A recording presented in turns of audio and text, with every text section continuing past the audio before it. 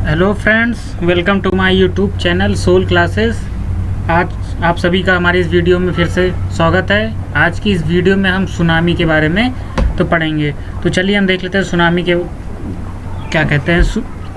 समुद्री तूफान, जो जापानी भाषा में सुनामी बोलते हैं, यानी बंदरगाह के निकट की लहर, यानी कि बंदरगाह के निकट जो लहरें उठती हैं ऊंची ऊंची, उसी को सुनामी कहा जाता है। दरअसल ये बहुत लंबी यानी सैकड़ों किलोमीटर चौड़ाई वाली होती हैं, यानी कि लहरों के निचले हिस्से के बीच का फासला सैकड़ों किलोमीटर का होता है।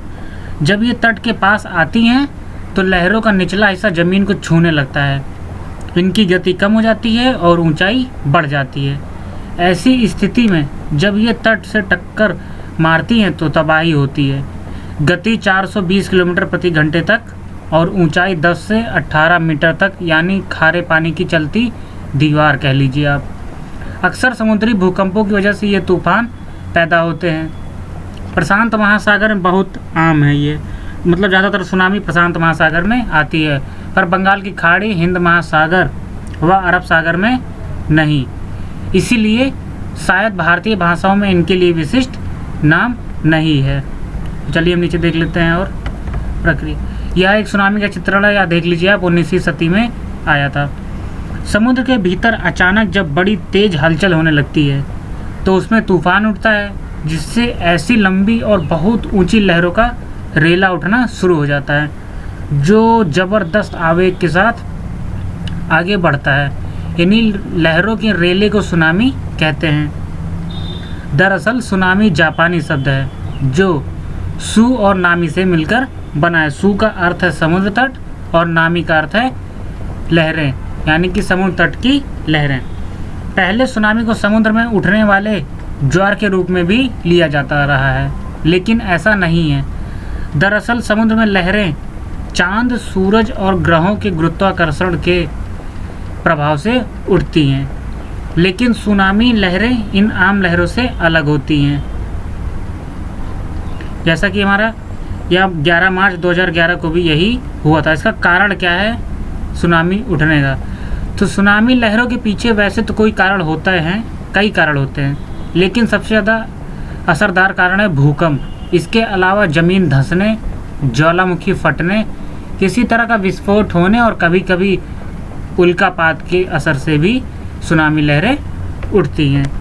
यानी कि जो सुनामी है, इसका जो मेन कारण है हमारा उठने का ज़्यादातर, वो है भूकंप, जिसे हम अर्थक्वेक भी कहते हैं। इसके अलावा ज़मीन धंसने या ज्वालामुखी फटने से भी या विस्फोट होने से भी सुनामी की आपत्ति आ जाती है।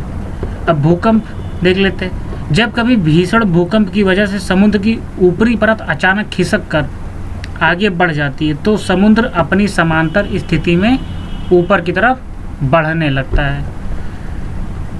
जो लहरें उस वक्त बनती हैं वो सुनामी लहरें होती हैं। इसका एक उदाहरण ये हो सकता है कि धरती की ऊपरी परत फुटबॉल की परतों की तरह आपस में जुड़ी हुई हैं, या कहें कि एक अंडे की तरह से हैं जिसमें दरारें हों। पहले सुनामी को समुद्र में उठने वाले ज्वार के रूप में भी लिया जाता रहा है, लेकिन ऐसा नहीं है। दरअसल समुद्र में लहरें चांद, सूरज और ग्रहों के गुरुत्वाकर्षण के प्रभाव से उठती हैं, लेकिन सुनामी लहरें इन आम लहरों से अलग होती हैं। जैसे अंडे का खोल सख्त होता है, लेकिन उसके भीतर का पदार्थ लिजलिजा और गीला होता है। भूकंप के असर से ये दरारें चौड़ी होकर अंदर के पदार्थ में इतनी हलचल पैदा कर देती हैं कि वो तेजी से ऊपर की तरफ का रुख लेता है।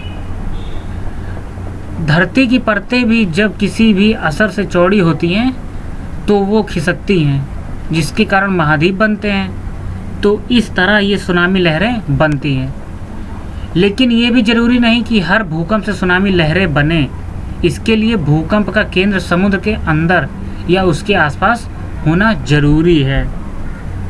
तट आगमन पर प्रभाव इसका क्या होता है सुनामी का? तो चलिए हम देख लेते हैं। जब सुनामी आती है तो इसका तटों पर क्या प्रभाव पड़ता है। जब यह सुनामी लहरें किसी भी महाद्वीप की उस परत के उथले पानी तक पहुंचती हैं जहां से वो दूसरे महाद्वीप से जुड़ा है और जो कि एक दरार के रूप में देखा जा सकता है, वहाँ सुनामी लहर की तेज़ी कम हो जाती है। वो इसलिए क्योंकि उस जगह दूसरा महाद्वीप भी जुड़ा रहा है। और वहाँ धरती की जुड़ी हुई परत की वजह से दरार जैसी जो जगह होती है वो पानी को अपने अंदर रास्ता देती है। लेकिन उसके बाद भीतर के पानी के साथ मिलकर जब सुनामी किनारे की तरफ बढ़ती हैं तो उसमें इतनी तेज़ी होती है कि वो 30 मीटर तक ऊपर उठ सकती है और उसके रास्ते में चाहे पेड़, जंगल या इमारतें कुछ भी आए, सबका सफाया कर देती है। 30 मीटर तक ये ऊपर उठ जाती है किनारे तक आते आते। प्रभाव क्या है सुनामी लहर? सुनामी लहरें समुद्र तट पर भीषण तरीके से हमला करती हैं और जान माल का बुरी तरह नुकसान कर सकती हैं। इनकी भविष्यवाणी करना मुश्किल है। जिस तरह वैज्ञानिक भूकंप के बारे में भविष्यवाणी नहीं कर सकते, वैसे ही सुनामी के बारे में भी अंदाज़ा नहीं लगा सकते। लेकिन सुनामी के अब तक के रिकॉर्ड को देखकर और महाद्वीपों की स्थिति को देखकर वैज्ञानिक कुछ अंदाज़ा लगा सकते हैं। धरती की जो प्लेट्स या परतें जहाँ जहाँ मिलती हैं वहाँ के आसपास के समुद्र में सुनामी का खतरा ज़्यादा होता है। एक बार इसको फिर से देख लीजिए। सुनामी के अब तक के रिकॉर्ड को देखकर और महाद्वीपों की स्थिति को देखकर वैज्ञानिक कुछ अंदाज़ा लगा सकते हैं। जैसे धरती की जो प्लेट्स या परतें जहाँ जहाँ मिलती हैं वहाँ के आसपास के समुद्र में सुनामी का खतरा ज़्यादा होता है। जैसे ऑस्ट्रेलियाई परत और यूरेशियाई परत जहाँ मिलती हैं वहाँ स्थित है। सुमात्रा जो कि दूसरी तरफ फिलीपीनी परत से जुड़ा हुआ है। सुनामी लहरों का कहर वहाँ भयंकर रूप से देखा जाता है। दोस्तों, अगर आपको हमारी यह वीडियो पसंद आए तो लाइक करें, शेयर करें और अगर आपने हमारे चैनल को सब्सक्राइब नहीं किया है तो सब्सक्राइब करके बेल आइकन का बटन प्रेस जरूर कर लें। तो मिलते हैं हम आपसे अगली वीडियो में जिसमें हम चक्रवात के बारे में पढ़ेंगे।